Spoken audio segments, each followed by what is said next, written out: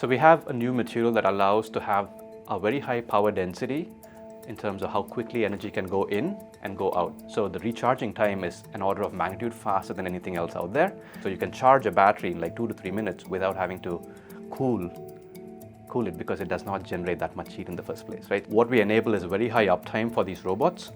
And as I said, time is money for these customers. Like, you expect bots to be working harder than humans in a workplace setting. Highest uptime, they don't sleep. Today they sleep for half the time. If they're charging half the time, working half the time, you end up with a fleet that is 2 times the normal number of bots needed otherwise to get the work done if they were working 100% of the time, correct?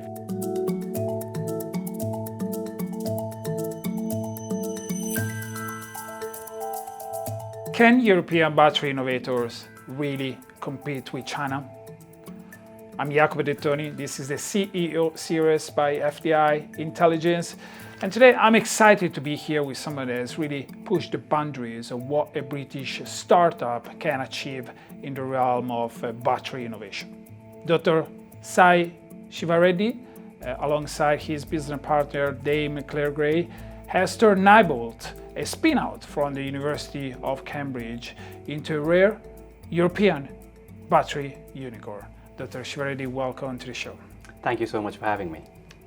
Dr. Sai, Europe so far has struggled to catch up with dominant Chinese and other Asian battery producers. How can Nyobolt really challenge the kind of a chemistry and scale that Asian producers have achieved and carve out its own market niche? So we focus on a part of this emerging AI infrastructure industry, shall we say, that covers from physical AI, robotics, and data center power systems as our primary sector.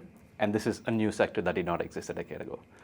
So you start with something that's emerging, has many problems, and you try and solve them uniquely, right? So, and you take that approach through a power angle rather than an energy angle. While they're both connected, power is a derivative of energy in terms of time.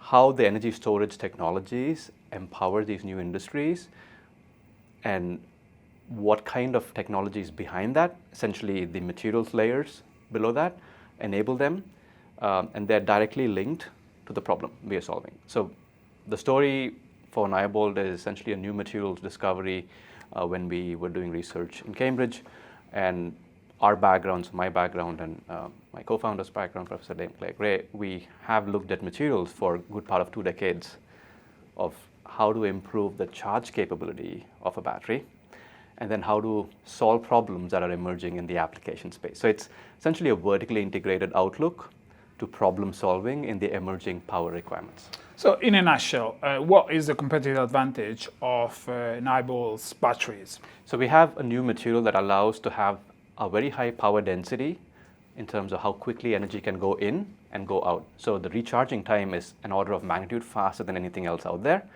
And then it can do that repeatedly over many orders of magnitude better than existing lithium-ion technology. So you have to start with something that the technology offers that nobody else can, and then now solve a problem within the timescales that matter to the customer. So you combine these 2 things uniquely and then build an entire business around it. So are you saying that also the likes of KATL and other dominant Asian producers would not be able to replicate this kind of performance from your batteries? So not now and not in the immediate future, because we've spent a decade doing this. Now, if you were to try to reproduce something similar, it will take time, but that's the lead time that you need to be a dominant player in the industry. So it's not really about volume. It's about the value you're creating to customers and building a brand in terms of the problem solver for that solution, right? So we like to think of ourselves as solving critical power bottlenecks in very tight spaces. So this is very different from tight space inside a car, because that's very large. There's a lot of room for cooling. Our technology, you can manage without having to cool with extremely high power density. So you can charge a battery in like 2 to 3 minutes without having to cool it because it does not generate that much heat in the first place, right? So this is very unique. We have a lot of patents around, but we have, more importantly, it's not just the science, not just the technology, but an entire business model around delivering within very short windows new products to customers in this emerging space. And when you were mentioning physical AI, you were referring to humanoids? Humanoids, bots, all kinds of bots. Costs are always an important part of the picture. The industry has handled that threshold of $100 per kilowatt hour, and over the past couple of years, prices have been pushed below that threshold. What is the cost per kilowatt hour of your solution? I'd say that's the wrong question, because if you think about the energy industry, it's always about where you sit in the value chain. So you think about crude oil producer, cost is the metric for that barrel, correct? So in the energy space, that would be the metric, cost per kilowatt hour. But our focus is on power density. It's kilowatt per liter or kilowatt per kg. So what's your dollar per kilowatt metric, right? So there we have the lowest cost per kilowatt basis when we compete. But nobody knows what the real metric is here. Like, it's a new space. We've got contracts, we're delivering on those contracts in the robotics space. What we enable is very high uptime for these robots. And as I said, time is money for these customers. Like, you expect bots to be working harder than humans in a workplace setting. Highest uptime, they don't sleep. Today they sleep for half the time. If they're charging half the time, working half the time, you end up with a fleet that is 2 times the normal number of bots needed otherwise to get the work done if they were working 100% of the time, correct? So that value of the infrastructure that we are eliminating is what we offer to the customer. So essentially the pricing metrics are very different in this industry. And to what extent your supply chain still relies on China, that we know has a dominant position in the processing of many of these critical materials and in the chemistries, the technology, etc.? I mean, the reality of global supply chains are concentrated in Asia and particularly in China, and we've got to build on that. At the same time, there are decoupled supply chains, and depending on the customer's requests, we have more than one supply chain that covers a given set of countries. So I'd say, yes, we have a global supply chain that covers a Chinese supply chain as well as alternate options. If the customer wants something that's for a particular reason needs to sit outside, we look at that too, and we have options there. So what is Nyobolt currently manufacturing, producing today in the United Kingdom? So we produce materials that allow a battery to charge in extremely fast time scale, so sub 2 minutes, sub 3 minutes. In some cases, they work like supercapacitors. Traditionally, capacitors are our main benchmark. It's actually not the traditional lithium-ion batteries, because what we offer is symmetric power input-output, and that's enabled by this new material that we manufacture here in the UK. So you've just raised $60 million in Series C funding. How are you planning to deploy that capital? So we're essentially growing our operations to deploy larger amounts of robot fleets at our customer site. So Symbotic is our largest customer at the moment that we made an announcement, and essentially all of the distribution centers in the US through their partners, Walmart, they're automating across the country, and we are essentially deploying tens of thousands of these as we speak, and hope to scale it up to hundreds of thousands and get into the data center markets where power is the main bottleneck in connecting more GPUs to the grid. For startups, Europe is always a good place to start, but a difficult place to scale up. And for producers, for manufacturers, Europe, particularly UK, but not exclusively, is a challenging place to produce because of high costs of energy and other inputs. So do you see the UK as a place where you can scale up your production? Yes, we can for the materials. For everything else, it's more challenging. Cost of energy is a big factor of that. So until the cost of energy comes down, you won't have that edge.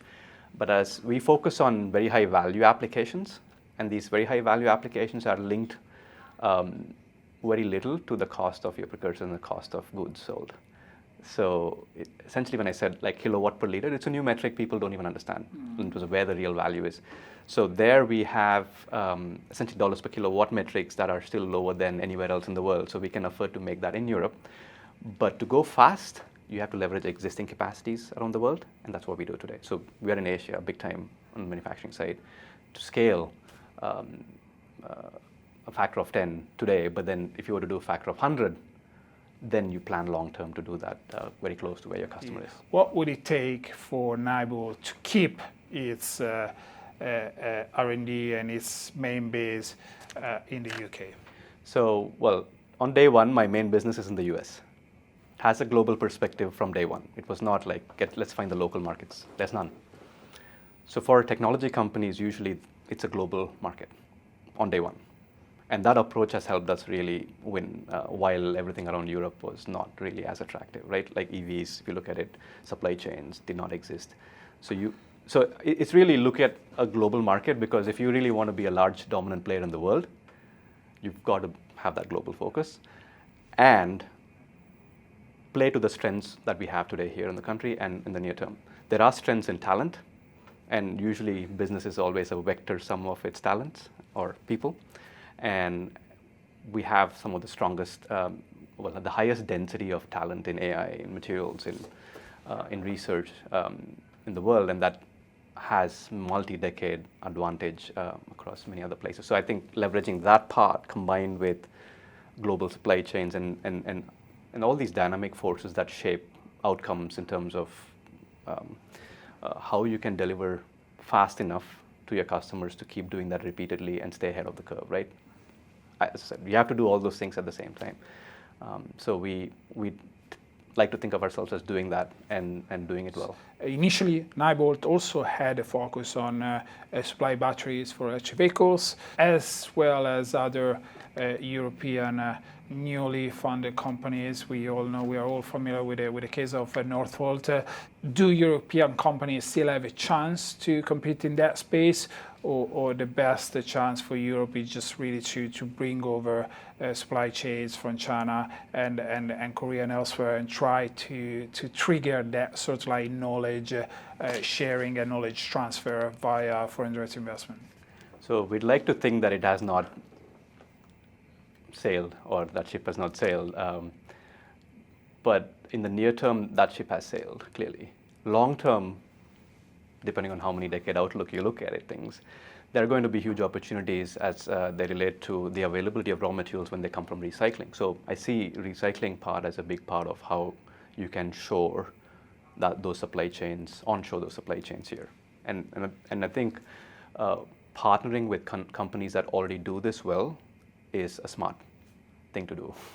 Now, how do you define the framework around what is allowed and what's not allowed? These are for governments to really get it right in terms of like long-term policy, where you really think about what kind of industries you want to foster and really support it well. It cannot happen in 2 to 3 years. It cannot happen in 5 years even, but it will take at least a decade to really foster these ecosystems.